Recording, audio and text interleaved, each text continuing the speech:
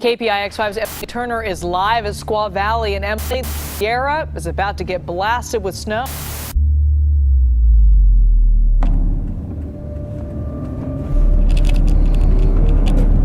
Come out and take pictures of waves too, right?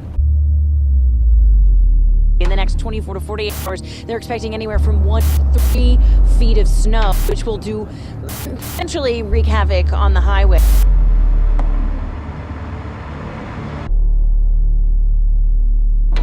It's not good.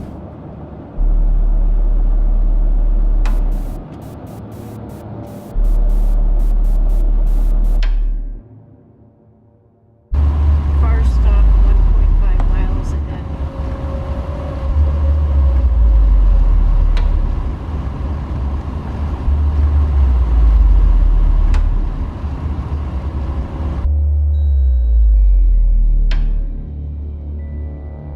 You should Google highway conditions and see what it says.